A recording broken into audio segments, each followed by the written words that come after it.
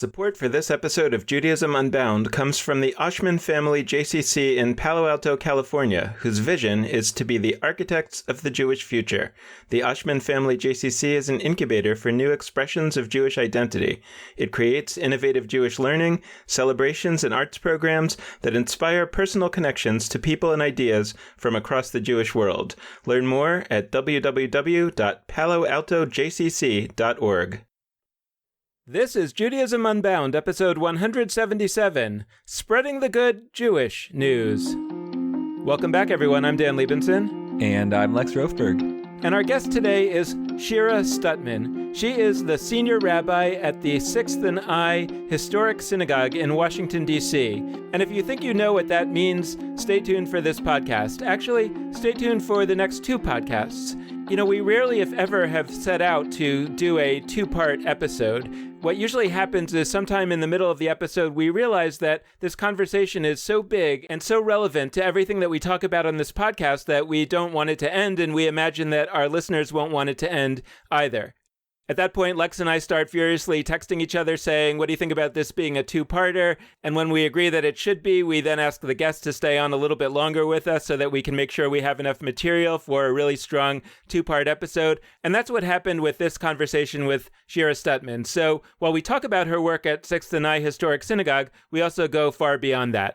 But let me start with a little introduction of her and of 6th and I. In addition to being the senior rabbi at the 6th and I Historic Synagogue, Shira Stutman serves as the scholar in residence for the National Women's Philanthropy Program at the Jewish Federations of North America. She's also a member of the board of directors of Jews United for Justice and serves on the J Street Rabbinic Cabinet. She has rabbinical ordination from the Reconstructionist Rabbinical College. The 6th and I Historic Synagogue is housed within a building that was once fully a synagogue as we understand it, but that is now a center for arts, entertainment, and ideas, as well as a synagogue that reimagines how religion and community can enhance people's everyday lives. So without further ado, Shira Stutman, welcome to Judaism Unbound. It's so great to have you. It's really fun to be here. I'm really excited. So when I was researching you on the web, I came across a sort of a strange fact, which is that you have an extremely traditional title for a pretty non-traditional job, as I understand it. You're the senior rabbi of the 6th and I Historic Synagogue. That sounds like something out of the 50s, and yet what you do is actually far from it. So I was wondering if you could tell us a little bit about what 6th and I Historic Synagogue is all about and what it means to be the senior rabbi there. This has been a conversation at 6th and I about what my title should be for like the last 9 years or so. And I actually was arguing for many years to be called the Chief Spiritual Officer.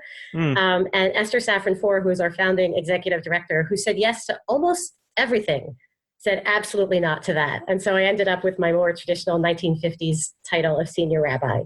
So 6th and I is a unique place in American Jewish life. And I know the word unique is quite overused nowadays, but I'm using it on purpose in that we are both an arts and culture center, meaning that we have book talks and concerts and podcast recordings and comedy shows, secular. I mean, some of them are Jewish artists, but these are sort of open to the general community. And that's part of what we do. And the second part of what we do is actually, in a way, the more unusual or the more experimental part, which is we are a spiritual community for people in their 20s and 30s without kids, more or less. And so what we are trying to do is really create community for people at a certain stage of life with the understanding that they won't be able to stay at 6th and I forever. We don't have kids programming by and large. We are piloting a little bit of kids program, which I could talk about later, but by and large, we don't have kids program. We don't have a Hebrew school. We don't do bar bat mitzvahs. We are really trying to engage the millennials or people in sort of their early adulthood stage of life in understanding what it means to live a full and vibrant and substantive Jewish life with the hope that one day they will take what they have learned and bring it out wider to the Jewish community. My understanding is that there was a synagogue there, and then for a while there wasn't a synagogue there, and then there became this hybrid type interesting organization. Can you tell us a little bit about what that process was all about and how it happened? The building was constructed in like 1902. I don't, know exact years. I probably should know, but it was constructed in 1902 as the second home for Addis Israel, which is the largest conservative synagogue in DC today. And at a certain point, as the Jews started to move out to the burbs, Addis Israel also didn't move all the way out to the suburbs, but it moved to upper Northwest DC. And 6 and I was sold to a church, Turner Memorial AME Church. And then after a while, after about 55 years, the church parishioners started to move out to the burbs. And so Turner Memorial wanted to move out to the burbs also. And so they wanted to sell the building. And they tried really, really hard to sell it to another house of worship, another church, but they couldn't find anyone to purchase it. So at a certain point, and we're talking here now, it's about 2002, 2003, they put the building went under contract with nightclub owners. It was going to become a nightclub. And I don't know if either of you have seen 6 and I, but it actually would look like an amazing nightclub. But 3 Jewish philanthropists in DC, also people who owned a lot of real estate in DC, so understood the trends that were coming in DC and where people were moving. They found out about this deal and they decided that this building that was once a synagogue and then a church could not become a nightclub, however sacred, a night of dancing at a nightclub could be. And so they decided to buy it. And they quite literally had no idea what they were going to do with it once they bought it. So they pulled together some young Washingtonians, meaning people in their early 20s. DC, as you probably can imagine, has thousands upon thousands upon thousands of young people who come to town. We used to think they only came for a little bit of time and then they left. It turns out more and more of them are staying. But they pulled together some young people in a focus group and they said, what should we do with this building? And out of that conversation and a few other conversations came this idea of creating a space where young professionals could go to meet other Jewish young professionals. Now remember, this was like 15 years ago.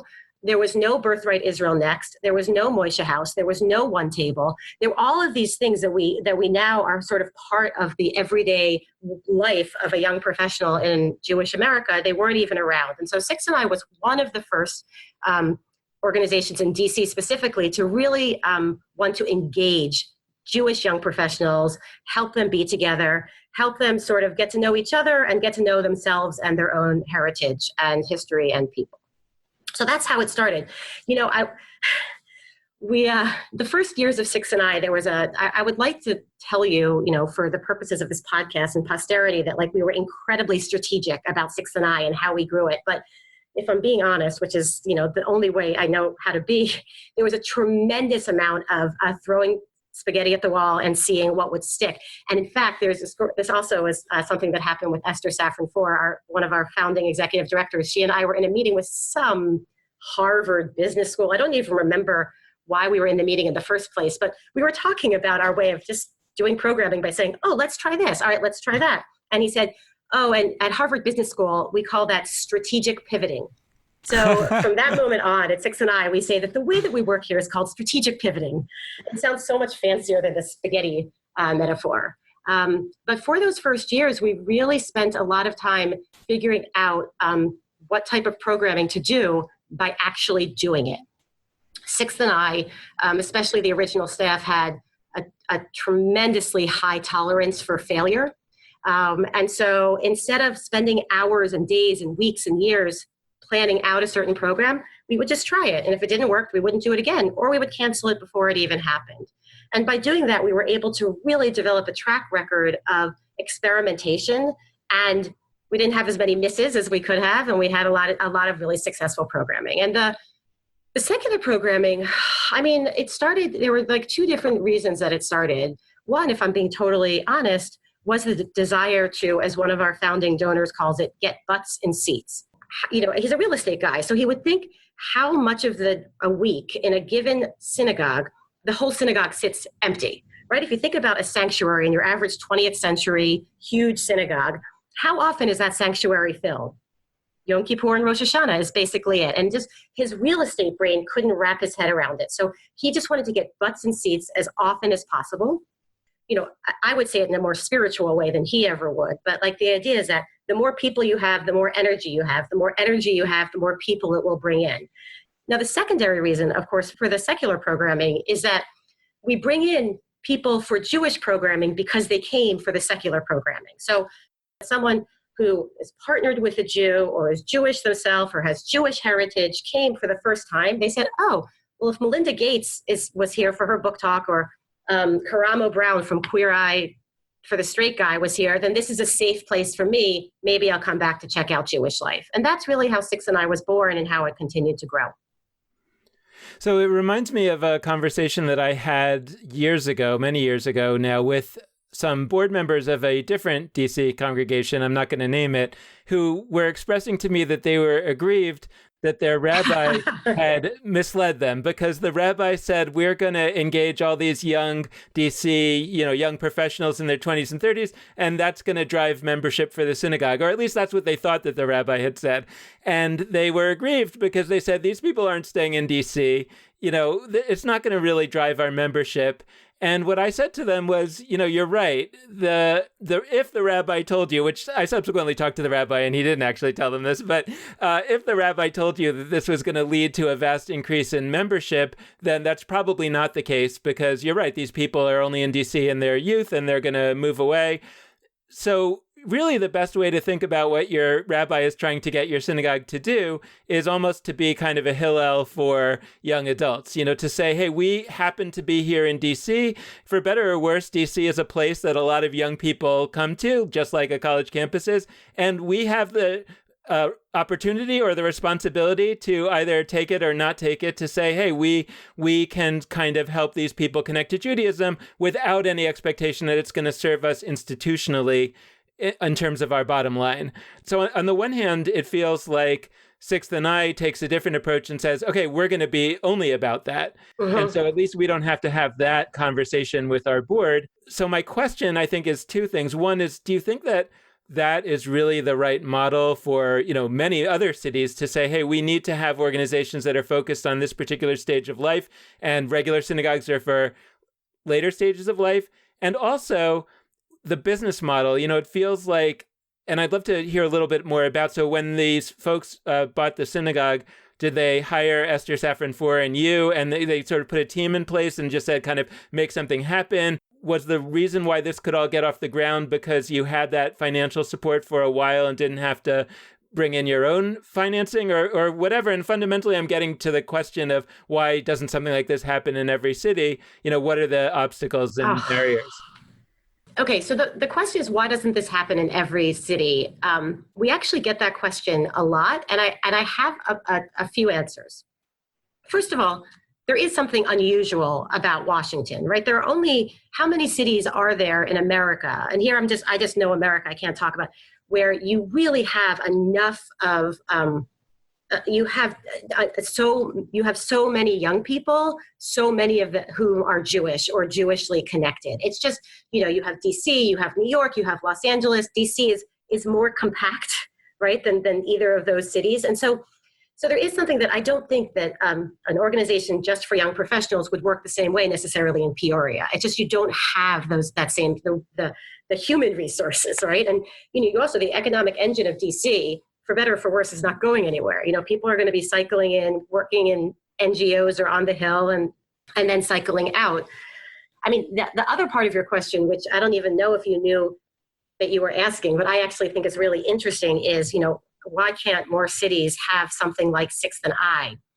One of the answers to that is that Sixth and I had to break a lot of eggs to get to where it is today. And so when Esther and, the original team that she brought together, including Jackie Leventhal, who's our chief brand and content officer, and our our board chair, Shelton Zuckerman, they were not interested in, I want to say this is a compliment what I'm saying, although not everyone will hear it. They just weren't interested in playing by the Jewish communal rules. They didn't even know them. And so there were ways that Six and I was able to build and grow really quickly, because they didn't take Federation money to a certain extent. They didn't really know from Federation. And so part of the reason Six and I was able to grow so quickly is because of it sort of happened outside of the established Jewish framework. With respect to the question about whether this model of having only young professionals in one space is necessary in most cities, I mean, to me, that's an open question. As an aside, the term young professional is a complicated one in and of itself. It's not our favorite term. Not everyone who comes here is a professional, as it were, but that's just the term we use because it's sort of 20s and 30s just feels awkward, takes a long time to say. I certainly don't think the model of having all young professionals is a necessary model in every single city.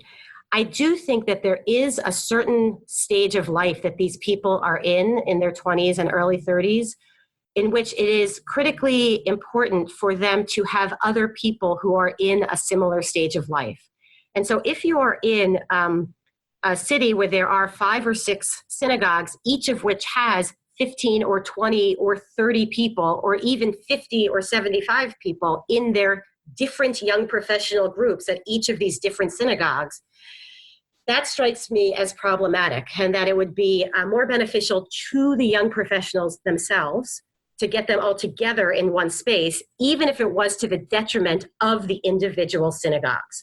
And that certainly was one of the critiques of Sixth and I when it first started, is that we were taking the 10 people from synagogue A and the 12 people from synagogue B and bringing them together with another 300 people that wouldn't have gone to synagogue in the first place. And so that the synagogues themselves felt that there was a little bit of that we were sort of taking their people and their next generation. And I understand where the synagogues were coming from, but I still think when we're talking about what's good for the Jews writ large, it's better to have young people be with other young people. You know, we say when kids go off to college at the age of 18 that they're now adults, but that's really usually, not always, or often factually inaccurate. And for a lot of these young people, when they graduate college and enter into the working world, that is to a great extent when they, really start living as adults. The challenges of that life stage can be quite significant. Everything from tremendous loneliness to a sort of really moment of trying to figure out who they really want to be, as separate from like being part of some sort of educational institution or their family of origin. And so being able to be around other people who are in their same age and stage, not just 2 of them, but 200 of them, can really help young people figure out who they want to be as adults in this world. You mentioned before you weren't sure if either of us had seen Sixth and I have seen Sixth and I had wonderful experiences there. I was one of the gazillion summer interns that runs to DC during college at some point. And not only was I an intern there for the summer, I was working at 8th and H. 8th is the letters being close and the numbers being close. It's like literally 3 blocks from 6th and I. So I was working for Hillel International. That was my internship for the summer. It's right a couple blocks from you. And so at the beginning of the summer, I committed to myself that I was going to go to a different Friday night service every week, because like I wasn't used to being in a place where I could do that, where there were enough such things where I could see different options. So like this was my chance to see different options. And what ended up happening is I did do that, but there was one exception, which was 6th and I, which I went to 3 times. It was the same building, it was the same place, but it was like thoroughly different services on each of the Friday nights that I went. One was like a reform, I forget exactly what they were, to be honest, but one of them was like a reform style service. One was more like, I don't know, Chavara, conservative renewal, fusion situation. There were 3 different things. And I bring that up for a couple of reasons. One, not every synagogue, not every Jewish space like actively shifts like on a basic level what their service is. Now, I will say like they were still all like services. It's not like one was a service, one was a protest. By the way, I could totally see other spaces where, you do a Friday night service one week, then you do a learning, then you do a, and maybe some weeks you do that, I don't know. But like these were all still services, but they were super different. And so I'm curious at the basic presumption that a synagogue can do that and on a week-to-week basis be a different thing and have like almost entire, there were super different crowds in the room for those events for obvious reasons. But I'm also curious just practically if that can be an opening to like, what's the rhythm of 6th and I? Like you're this awkward, hilarious, awesome combo of like sort of synagogue and sort of community organization. You're a lot of sortas. And I feel like we're sort of that with Judaism Unbound, where we have a hard time pegging down exactly what we are. So I feel a kinship, but like, what's the rhythm like at 6th and I? And sort of going along with that, how does the diversity of what you're able to offer come across in ways besides those 3 different services I went to? So yeah, it's actually, so what you're talking about is part of the magic and the challenge that is Sixth and I. We are at base a Kiruv organization. We are an outreach organization, and I see, I'm speaking specifically about the religious programming part of it. Our goal is to bring people closer to Jewish practice, because we believe that Judaism is a meaning-making technology that can actually help people lead more meaningful lives. And so what we don't presume is that we know for every single person what will help bring them closer to Jewish living and Jewish life. And so with that in mind, and also akin to the Hillel model that Dan was alluding to earlier, every single week at Sixth and I, we will have 1 or 2 different Shabbat services going on, and they're radically different. The first Friday night of the month, we have an Orthodox service. The second Friday night of the month is the service that I lead. It's actually a Reconstructionist service, but because unfortunately the majority of American Jews don't know what Reconstructionism is, we call it the Jewish summer camp style service. The third Friday night we have it's a conservative service in that we do all the Friday night prayers, but it's with it's very soulful with the instruments and sort of a lot of singing.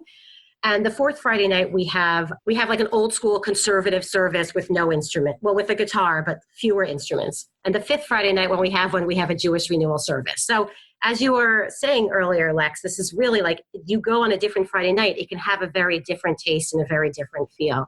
And in a perfect world, one day you'll get to come to Six and I, and instead of having a different service every Friday night, we'll have 3 or 4 services going on simultaneously so that you could actually choose. We're just not there yet. We're not big enough yet. We'll talk again in 5 years or so. But again, the idea is that it's not up to me to decide what kind of davening or service is right for you. What's up to me is to help try to connect you to God, to people, to yourself, and then to offer a bunch of different inroads for doing it. You can sometimes lose the ongoing feeling of home, right? That you can show up to your synagogue anytime you want and you know exactly the comfort food you're going to be served. So we don't have that at Six and I. But what we do have, on the other hand, is the ability to really sort of see the diversity of American Jewish life all in one space. But on our staff, I'm a Reconstructionist rabbi. We have a Reform rabbi on staff. We had a conservative rabbi who has since left to move on to greener pastures. And we just hired a rabbi who's a graduate of Chovevei Torah, of the modern Orthodox seminary. So even our rabbis are very different in their hashkafa, in their orientation. And so the services that we lead are reflective of the rabbis we are. So if I'm leading the service, for instance, people are allowed to pay for dinner, even though it's already Shabbat sometimes. Whereas when Rabbi Scott Perlow was here, when he was leading service, people would not be allowed to use money if it was already Shabbat. So it's very much about the person who's leading it on that week as well.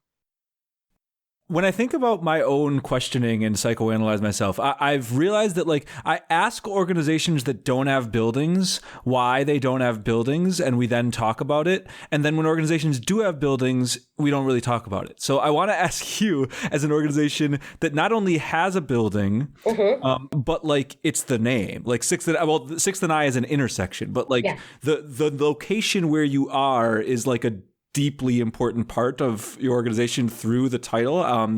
And once again, as somebody who experienced it, it was kind of nice to know where it was without having to look it up. The fact that the name was Sixth and I was actually practically useful. But so I want to ask about that, because generally I'm interested in hearing your sort of value proposition for a building, but also you're part of this coalition of various emergent communities, and many of them don't have buildings, and proactively, consciously don't have buildings. And so I'm curious to hear from you what having a building does for your organization, what it allows you to achieve, et cetera. And also maybe to the extent that there's also this side of it, what are some of the challenges of that? Well, so first of all, Lex, I have to say, when you said you were going to psychoanalyze yourself, I thought we were going to go really deep. So I want to let you know, the door, I'm sorry. We're going to go there later for that conversation later on. Yeah. Yes, we are a very building-centric organization, and it's part of the reason for that is because so many of the young professionals we're working with are living far away from what they would call, quote unquote, home, right? I mean, their home is in DC, but they are from somewhere else. And so the synagogue itself serves as this wonderful third space for them that is like a home away from home. And there is something about always knowing where services are, always knowing when classes are, like always knowing where they can go, that they will be anchored and feel like they are at home. There's also something about the sort of feeling that people, I often even use the word like evangelizers. That makes Jews super uncomfortable. We can talk about that later. Building, right. So it's like, if you come to Six and I for the first time to hear the comedian Ari Shafir, or what's his name, Bob Saget, who came, like those both happen to be Jews, but we also have a lot of non-Jewish people come as comedians as well. It's like, you already feel comfortable in that space. So we don't have to reintroduce you to another space. You've already sat there and laughed. You've already sat there and, heard Jill Biden talk about her book. And so it's really, you're coming back into a space you already feel comfortable. And so if we were popping around to different places a lot of the time, people wouldn't already have that sense of comfort. We're dealing with a lot of people. One of the things we always say about our target group for Sixth and I, and again, when I am talking about our target group, I'm talking about specifically the religious programming. One thing we often say is, if you know what the phrase Kehila Kedosha means, Sixth and I is not your place. Now, Kehila Kedosha means a holy community, right? Meaning that, like, if Kehila Kedosha is something you are reflexively searching for when you move to DC, I mean, we'd love to have you. It's not like we kick you out, but that's not our target demographic. Our target demographic are people who never have stepped foot in a synagogue since they were bar mitzvah, or have one Jewish grandparent, or partnered with a Jew. So it's just like, we really need to be anchored in space so that people can come for. One of the things that Shelton Zuckerman, the lead donor, or our board chair, says a lot, he says, we can't get them here the second time unless we get them here the first time. And so that's like the first time they come for something secular, and then God willing, they'll come back again. I really do want to go to what you were talking about evangelizing and conversion and all that. Before we do, though, the one question that I want to nail down is a little bit to explore this distinction that you're making between secular events and religious events, because one way to look at it is, I think, that the way that you're describing it, which is that in a way the comedian is a taster, is a way of getting people in, and then we sort of then they're open to perhaps other types of things. Another way to look at it, I imagine, is that there's ways of understanding what we often call secular as also deeply Jewish in some fashion. And actually, for me, I've been exploring this lately in my thinking about the idea of halakha, or a Jewish way, and thinking about things that I already do sort of as religious rituals, like recycling, which is, in my mind, highly tied to my Jewish values, and yet is portrayed in my life and in the world as something secular. Whereas keeping kosher, if you eat certain animals, don't eat certain animals, it's just as secular. It's just that because it's understood to come from a Jewish source, it is considered religious. And so I'm wondering if we're making some of these artificial distinctions. And it makes me think of when you were saying we're a Kiruv organization, meaning we're like one of those Orthodox organizations that brings you in, that believes that we want to bring you in closer to Judaism, that we want to do that because Judaism is a meaning-making technology. I'm wondering, when you say Judaism, what do you mean? And to the extent that I think that, I guess what I'm probing is, are you with us? Which I assume that to some extent at least to some extent you are, about saying Judaism itself is in a process of transition and reimagination. So what does it mean to say Judaism is a meaning-making technology? What do we... And how do we and how is the process of connecting people to it also sort of intertwined with this process of figuring out what it even is, or what it ought to be? I'm realizing that the podcast listeners can't see me just nodding along with you, Dan, and also earlier with you, Lex. You just said so many important things. So first of all, right, one of the things we know in the 21st century is that binaries they're outdated, right? It's just like to work in binaries is, and even if we go back to the Talmud, the rabbis also, they would say well, something is kosher or it's not kosher, except sometimes, someone is a man or a woman, except sometimes. And so this idea of binaries, forget it.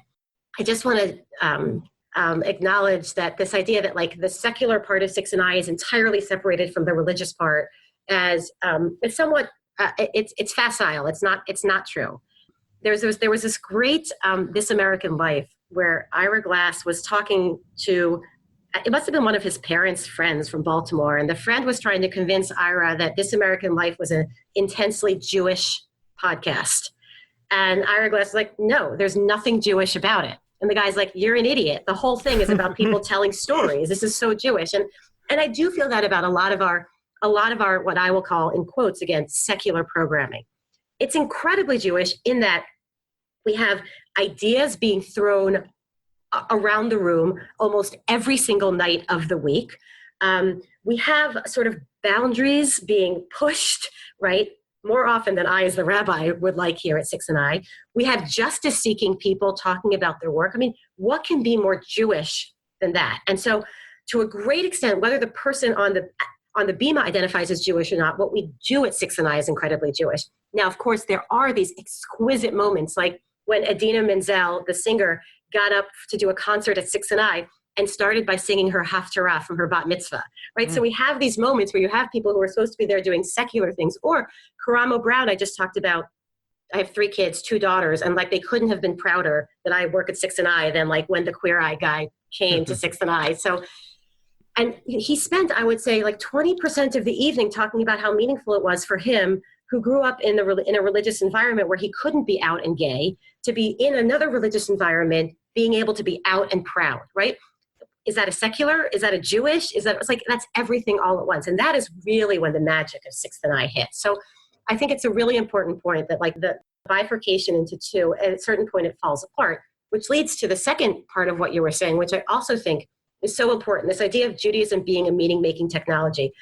All you have to do is open any code of Jewish law to know that Judaism was never meant to be lived just in the home or just in the synagogue. It was meant to be lived with every single breath you take. And so, of course, recycling is also a Jewish action.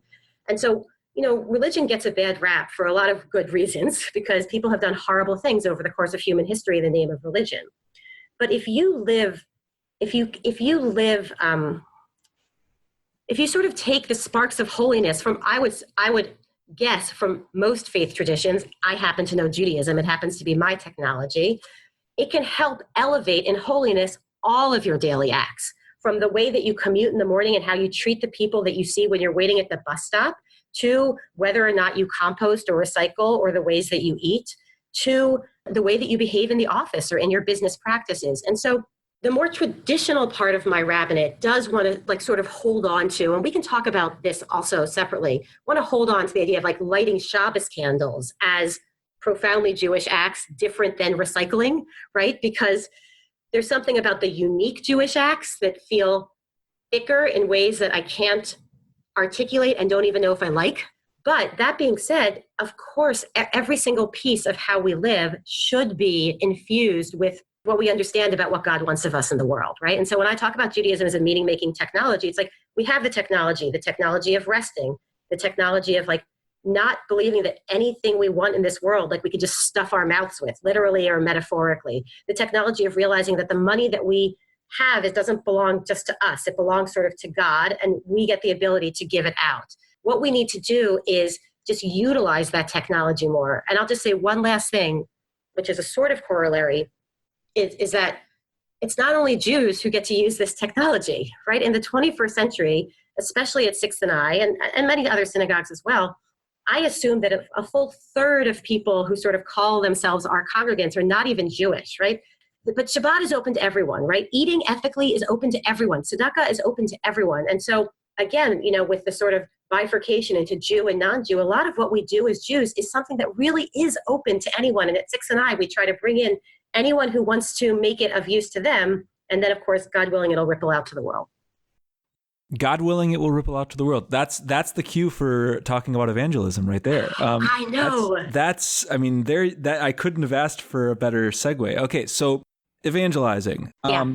I'm really interested in the word evangelizing, and I like the word evangelizing, and I use it a lot. And I know that it's not only does it feel Christian, it's like actually a Christian term. Like its root is. So first off, we don't always notice. Like Eve and then angel eyes. So this is like it's the same Greek root as angel. It's like a divine messenger bringing good news.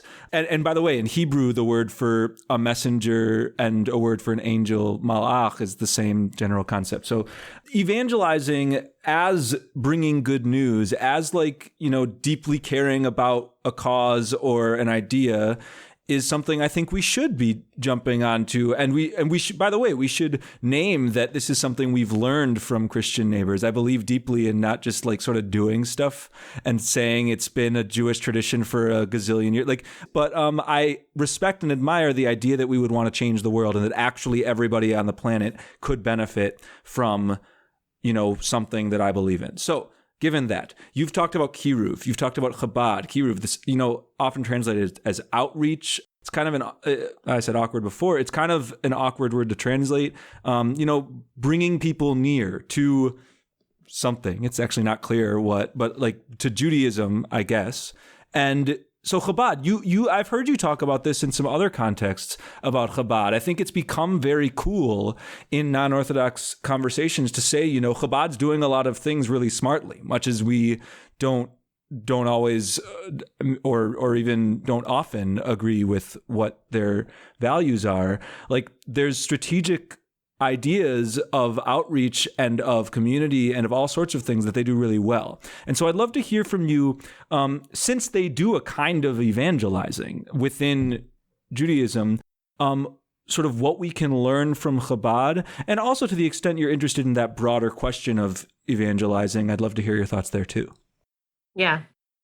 I'm also interested in that really excellent question that was sort of sandwiched between a lot of what you said of like, what are we makariving people to, right? Like when we do the kiruv work, right, with the bringing closer, what are we bringing them closer to? I think that actually is the critical question and that is one of the things that does differentiate us from Chabad, for instance. Like, is my goal that everyone ends up with two sets of dishes, right? Or that is not, when I say we are like doing kiruv work, which is a term that I use 10% flippantly, right? Like I understand the implication in the broader Jewish world of what kiruv and what evangelizing means, right? So I'm using it both seriously and a little bit flippantly as well.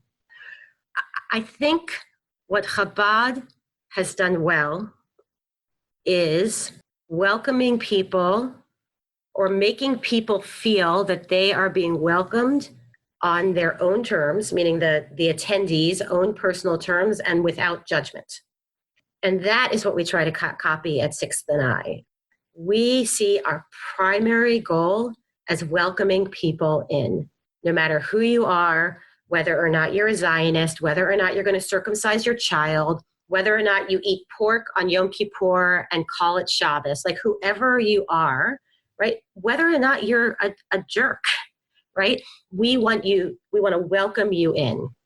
Now, do we want to help bring you closer in a way that we all need to holiness in this world? Yeah, right. That's what I want for myself too. I'm a rabbi. I have a tremendous amount of work to do to be being brought closer to holiness in this world. So what Chabad does that we appreciate, and there's a lot that's really complicated that I think we don't need to talk about as much now, what that we appreciate is just like wherever you are, whoever you are, welcome in. The research on conversion in America right now is quite astounding. Depending on sort of who you read and how you read it, between 24 and like 43% of all Americans will convert to another religion in their lifetime. Now, sometimes we're talking about going from like Methodist to Presbyterian, which is obviously a little bit different than going from Methodist to Jewish.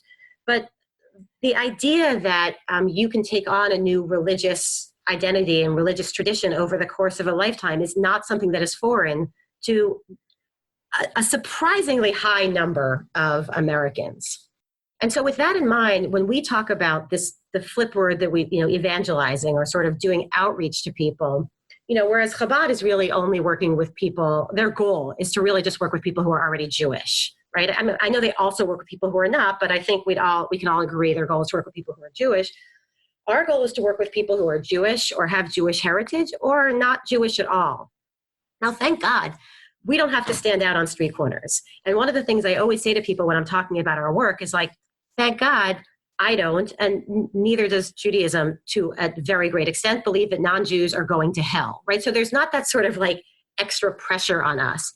But I do believe that I do believe that Judaism has something to teach and to add to the world. And again, I'll say this one last time and then I'll let it go. So do other faith traditions. This one just happens to be mine.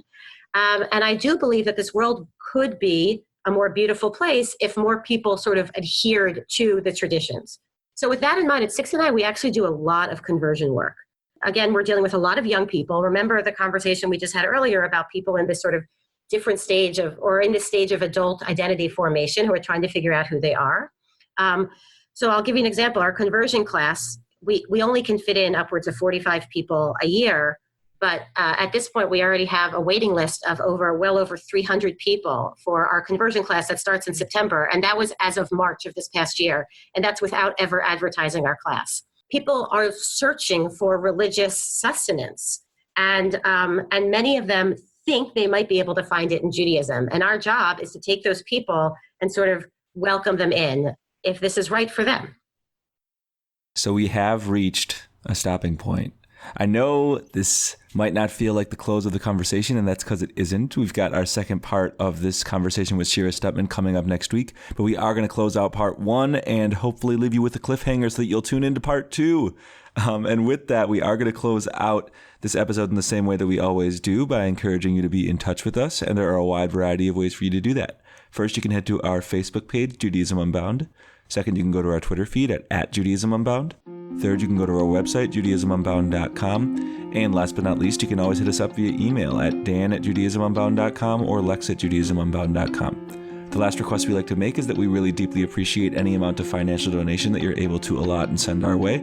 And you can do that at JudaismUnbound.com/donate on either a monthly recurring basis or a one-time gift basis. So thank you so much for listening. And with that, this has been Judaism Unbound.